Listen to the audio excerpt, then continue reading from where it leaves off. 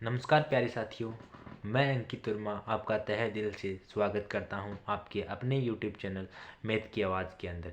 जैसा कि आपको पता है, हम पढ़ रहे हैं कक्षा 9th का नया सिलेबस बेंच 2023 और 24 के अंदर। तो आपको टेंशन लेने की कोई आवश्यकता नहीं है, क्योंकि हम पढ़ रहे हैं न्यू बुक के अकॉर्डिंग। तो विद्यार्थियों, अभी तक आपने देखा कि हमने एक्सरसाइज 1.1 का फुल अध्ययन किया और हर एक क्वेश्चन को बेसिक से जाना।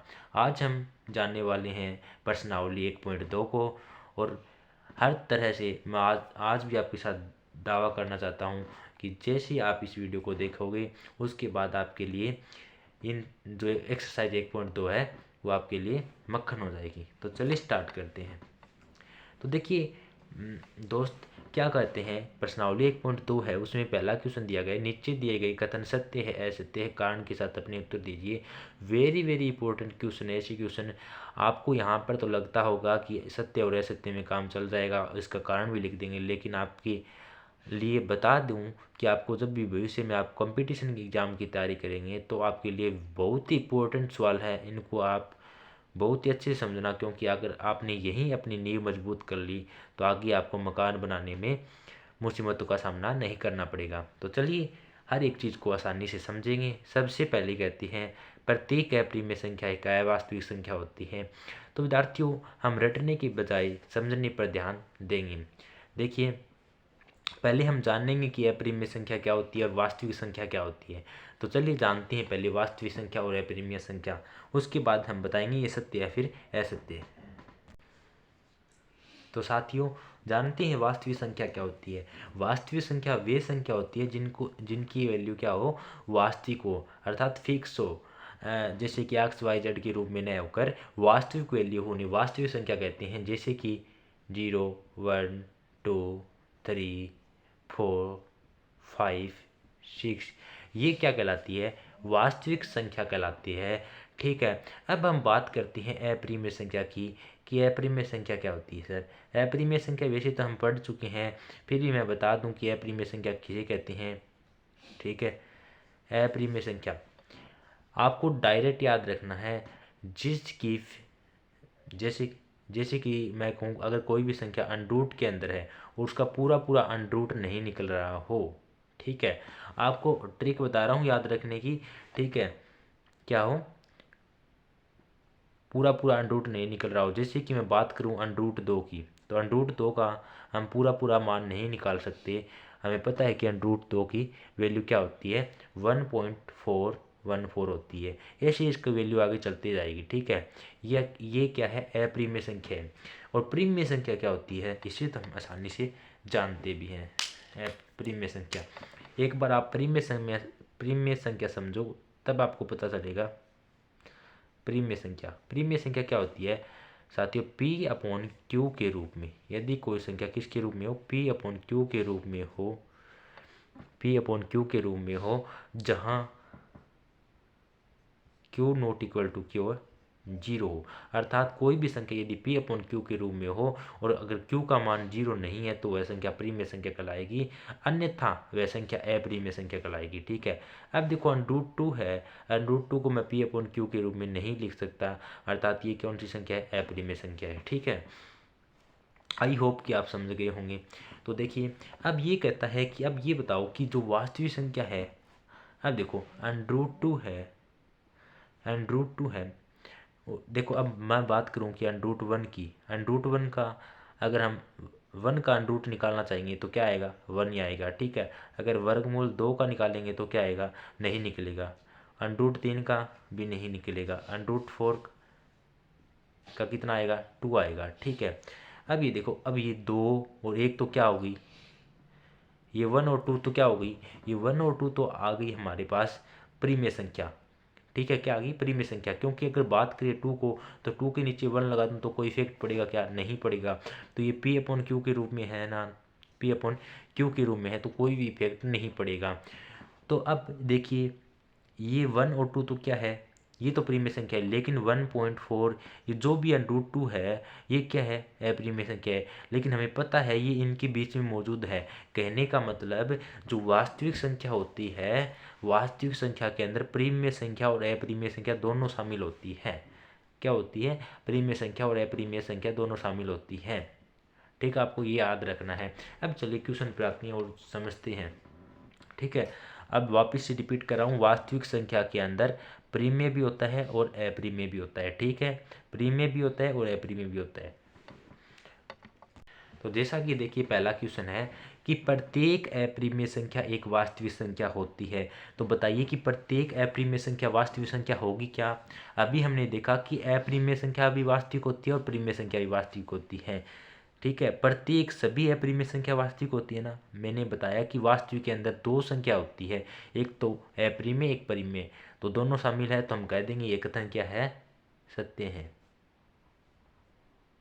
यह कथन सत्य है। क्यों है, इसका कारण भी लिखना है, क्योंकि वास्तविक संख्याओं के अंदर वास्तविक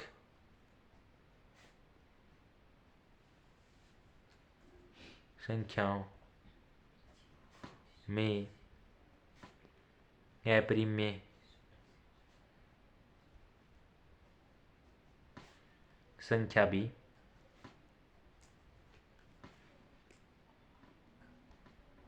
शामिल होती है, वो हम जानते हैं। ठीक है, ये से कारण देना है।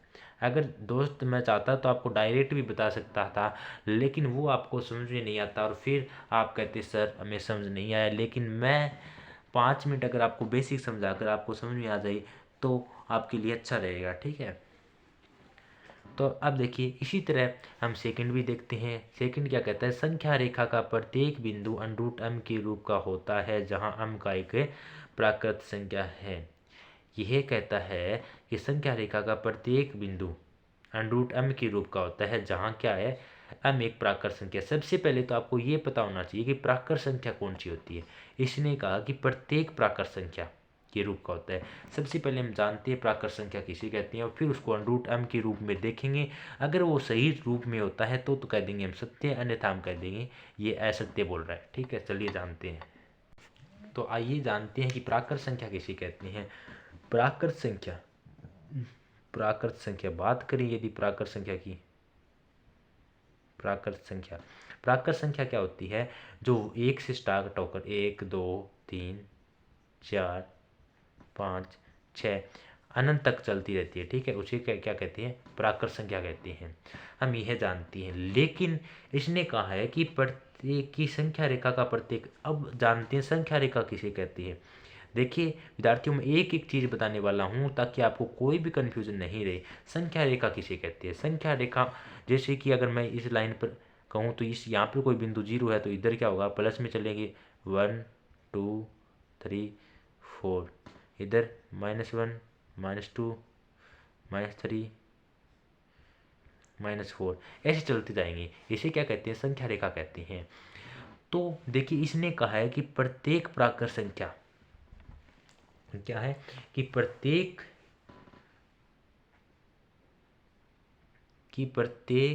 की संख्या रेखा पर, देखिए संख्या रेखा की बात कर रहा है कि संख्या रेखा पर प्रत्येक बिंदु √m के रूप का होता है। अब देखिए बात करें संख्या रेखा पर, ठीक है, तो इन संख्या रेखा पर अगर आप किसी भी बिंदु का मान उठाकर देखना चाहें, जैसे कि अगर हम बात करें किसकी, अगर चलो बात अब 2 का √ देखते हैं, 2 का √ देखेंगे तो क्या आएगा, वो तो देख 2 का √ देखेंगे तो √2 ही आएगा। ठीक है, क्योंकि इसका निकलता नहीं है। अगर बात करें √1 का तो 1 ही आएगा। ठीक है सर, आपकी ये बात तो ठीक है, 1 आ गई, 1 तो किसके अंदर है, प्राकृत संख्या के अंदर है, ये तो सही हुआ। लेकिन अगर हम बात करें माइनस वालों की, तो ये माइनस वाली संख्या रेखा पर तो मौजूद है, लेकिन ये प्राकृत संख्या के अंदर तो नहीं है, क्योंकि प्राकृत संख्या कितनी होती है, प्लस से स्टार्ट होकर और अनंत तक चलती है, +1 से स्टार्ट होकर अनंत तक चलती रहती है। लेकिन संख्या रेखा पर तो माइनस के भी चिन्ह है, तो अंत हम लिख देंगे कि सभी रेखा √m के रूप का नहीं हो सकती, क्योंकि वास्तविक संख्या तो धनात्मक और ऋणात्मक दोनों प्रकार की होती है। ठीक है, तो चलिए लिखते हैं, फिर आपको समझ में आएगा कि किस प्रकार होता है। तो देखिए इसका आंसर क्या हो जाएगा कि ये जो बोल रहा है वो असत्य बात बोल रहा है। क्यों बोल रहा है इसका कारण भी लिखना है। असत्य क्यों बोल रहा है। असत्य इसलिए बोल रहा है क्योंकि संख्या रेखा का प्रत्येक बिंदु है, अर्थात संख्या रेखा पर दोनों ऋणात्मक और धनात्मक संख्या होती है। संख्या रेखा पर क्या होती है। संख्या रेखा पर धनात्मक और ऋणात्मक दोनों संख्याएं होती है। ठीक है, दोनों संख्या होती है, हम जानते हैं। संख्या रेखा पर तो प्लस की भी होती है और माइनस की होती है। जरूरी नहीं होता है कि प्रत्येक बिंदु पर एक वर्गमूल संख्या ही हो, परंतु प्रत्येक बिंदु पर एक वर्गमूल संख्या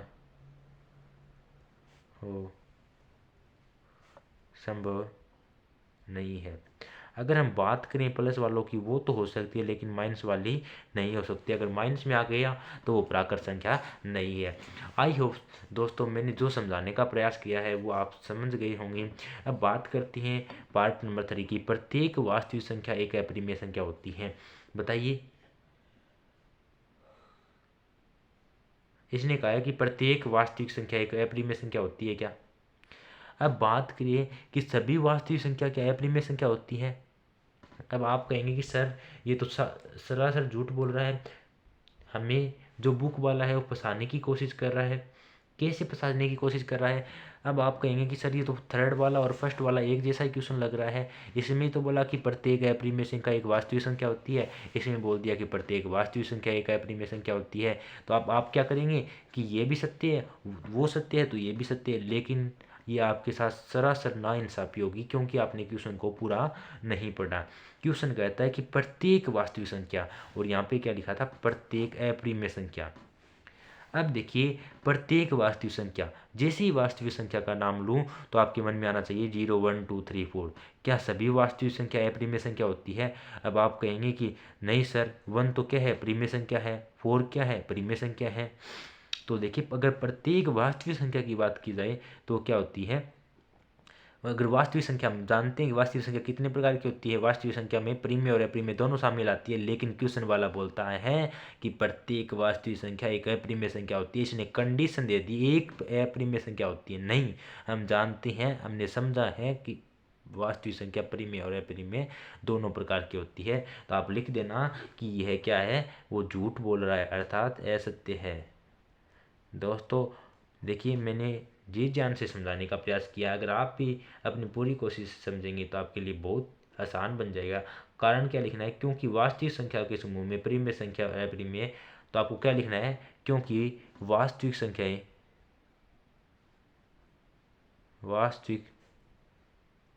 संख्याओं में परिमेय व अपरिमेय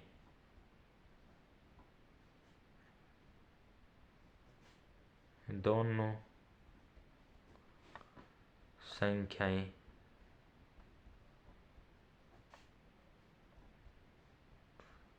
मौजूद होती है। आई होप कि मैंने समझाने का प्रयास किया, इसलिए विद्यार्थियों ने स्टार्ट में जो आपको समझाया था बेसिक समझा दिया था। अब चलिए चलते हैं नेक्स्ट क्वेश्चन, क्वेश्चन नंबर 2 पर। वास्तव में बड़ा मज़ा आने वाला है इन क्वेश्चनों के साथ, क्योंकि बिल्कुल ईजी सी है। जो आपका चैप्टर 1 है, नंबर सिस्टम, संख्या पद्धति है, वो बिल्कुल ईजी सा चैप्टर है। बिल्कुल आपको फ्री फोकट के नंबर मिलेंगे इस चैप्टर से, क्योंकि इसमें कुछ ऐसी चीज़ें नहीं है जो आप कर नहीं सकते, बिल्कुल ईजी सी है। अब बात करें कि क्या सभी धनात्मक पूर्णांक के वर्गमूल अपरिमेय होते हैं। यदि नहीं तो एक ऐसी संख्या का वर्गमूल।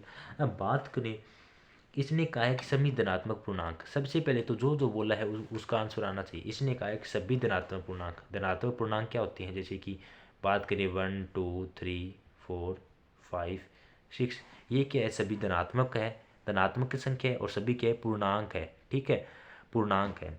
अब इसने कहा सभी धनात्मक पूर्णांक, ठीक है, हमने पूर्णांक लिख लिए। के वर्गमूल अर्थात इसका वर्गमूल करे, √1 का वर्गमूल करे, √2 का वर्गमूल करे, और √3 का वर्गमूल करे, और √4 का भी अगर वर्गमूल करे, और √5 का करे, और √6 का भी करे, तो क्या कहता है कि प्रत्येक वर्गमूल अपरिमेय होते हैं। ये क्वेश्चन वाला बोलता है कि सभी धनात्मक पूर्णांक का अगर आप वर्गमूल करते हैं तो क्या आएगा, अपरिमेय आता है। चलिए हम करके देखते हैं। √1 का 1, √2 का √2, √3 का 3, √4 का यदि 4 का हम वर्गमूल करेंगे तो क्या आएगा 2, और √5 का √5, और 6 का भी √6। अब आप कह देंगे कि सर 4 का √ पूरा पूरा निकल गया, अर्थात ये कौन सी संख्या है, परिमेय संख्या है, परिमेय है। और एक भी क्या है, परिमेय संख्या है। और तो हम बोल सकते हैं अपरिमेय संख्या है। ठीक है, ये भी परिमेय और अपरिमेय। इसने कहा है कि सभी धनात्मक पूर्णांक 1 2 3 हमने लिख लिए।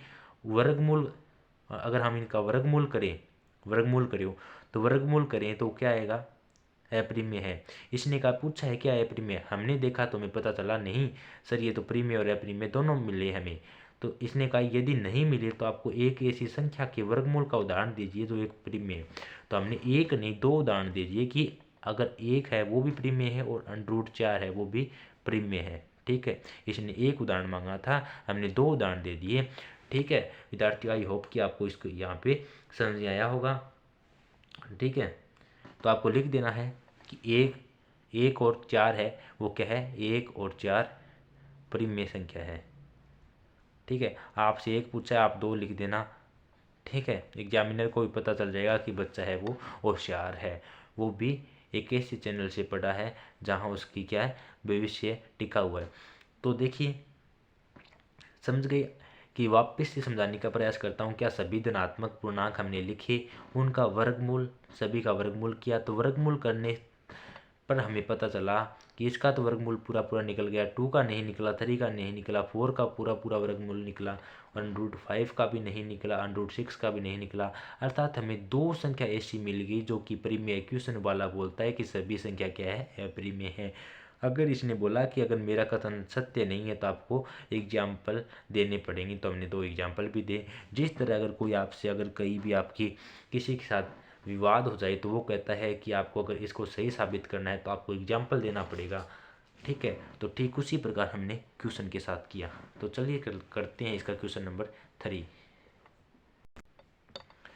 तो विद्यार्थियों देखिए क्वेश्चन नंबर 3 क्या है कि दिखाइए कि संख्या रेखा पर √5 को किस प्रकार निरूपित किया जा सकता है। तो चलिए जानते हैं कि किस प्रकार निरूपित करते हैं। उससे पहले हमने, वैसे तो हम जान चुके हैं कि किसे कर्ण कहते हैं, किसे आधार कहते हैं, लेकिन फिर भी आपकी रिवीजन के लिए बता दूं कि जो 90 के सामने होता है उसको हम कर्ण कहते हैं। क्या कहते हैं, कर्ण कहते हैं। और जो थीटा के सामने वाली भुजा वो क्या कहलाती है, लंब कहलाती है। और जो बच गया वो हमारा आधार कहलाता है। क्या कहलाता है, आधार कहलाता है। ठीक है, अब देखिए इसने कहा है कि आपको संख्या रेखा पर √5 को किस प्रकार निरूपित किया जाए। अर्थात जो संख्या रेखा पर है, अगर हमें इसने कहा है कि √5 है, वो आपको मान लो कि आपका कर्ण है √5, तो आप ये बताओ कि लंब और आधार की ऐसी कौन सी वैल्यू लूँ, ऐसी कौन सी वैल्यू ले हम जिससे कि कर्ण है हमारा √5 आ जाए। तो चलिए जानती हैं। हम वैसे तो जानते हैं कि पाइथागोरस थ्योरम क्या होती है। ठीक है, पाइथागोरस थ्योरम क्या होती है लिख देना। ठीक है, कर्ण स्क्वायर बराबर आधार स्क्वायर प्लस लंब स्क्वायर। ठीक है, ये होती है। अब देखिए अगर हमें पता नहीं, अगर आधार की ऐसी कौन सी वैल्यू लूँ और लंब की ऐसी कौन सी वैल्यू ले जिससे कि हमारा कर्ण √5 आ जाए, तो आपको पता है कि अगर हम आधार 2 और लंब 1 ले लेते हैं तो देखना आधार हम कितना लें, आधार हमने कितना लिया है, हमने मन से माना है, हमें फिक्स वैल्यू नहीं पता थी, हमने माना कि लंब कितना है 1, तो 1 का स्क्वायर कर दो। प्लस आधार कितना है 2, तो 2 का स्क्वायर कर दो, ठीक है। तो बराबर क्या आएगा, 2 का स्क्वायर किया तो 4, प्लस 1 का स्क्वायर किया तो 1, बराबर में क्या आ गया 5।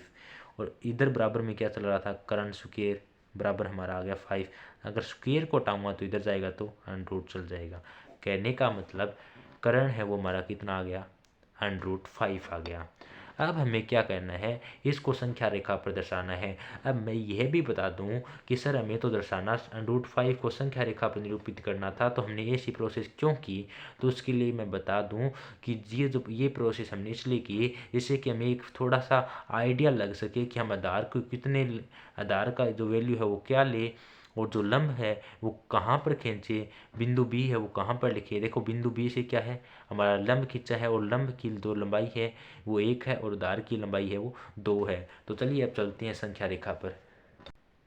तो देखिए मान लेते हैं कि यहाँ पे क्या है, ये रेखा है और यहाँ पे कोई बिंदु क्या है 0 है, इधर माइनस में चलेगा, ठीक है, और इधर क्या चलेगा प्लस में चलेगा। यहाँ पे क्या है बिंदु 0 है। तो देखिए हमने जो आधार है वो कितना माना था, आधार हमने कितना माना था 2 माना था। तो देखिए आपको 2 सेमी का आपको स्केल की सहायता से प्रकार को खोल लेना है। 2 सेमी का होना चाहिए, जैसे कि मैंने खोल रखा है, ठीक है। तो हमने क्या किया, 2 सेमी का चाप खोल लिया और ऐसे ऐसे क्या करेंगे हम, ऐसे यहाँ से रखकर और यहाँ पे ऐसे चाप लगाते जाएंगे, ठीक है। फिर यहाँ से ऐसे और फिर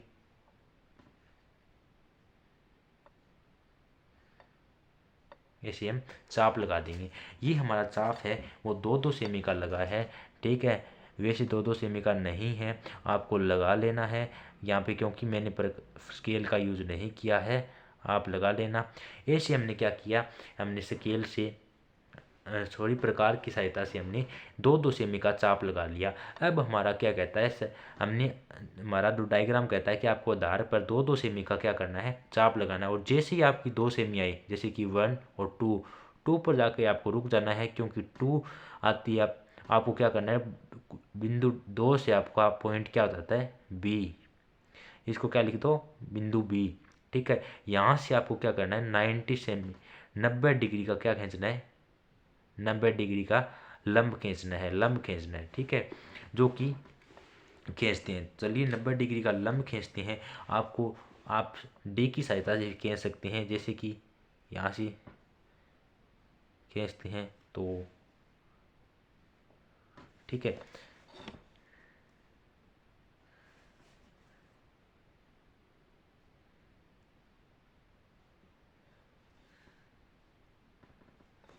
अब ये देखिए हम यहाँ से क्या करते हैं, हमें यहाँ से लंब खींचा, और लंब खींचने के बाद क्या किया,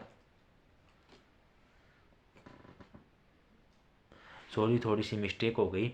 आपको लंब कहाँ से खींचना था, बिंदु बी से खींचना था, और मैंने क्या किया बिंदु 0 से खींच दिया, ठीक है। उसके लिए चलिए डायग्राम को मैंने यही आपको समझा देता हूँ। बिंदु बी से खींचना था, तो देखिए खींच लेते हैं, और ये देखिए हमने खींच लिया। अब आपको क्या करना है, आपको कहा है कि लंब है वो आपका कितना है, समझने का प्रयास कीजिए। लंब है, लंब का लंबाई कितनी है 1 सेंटीमीटर है, तो आपको 1 सेंटीमीटर का चाप खोल लेना है। जैसे कि मैंने यहाँ पे कोई फिक्स नहीं खोल रखा है, और यहाँ पे देखिए 1 सेमी का चाप खोल के यहाँ पे चाप लगा दिया।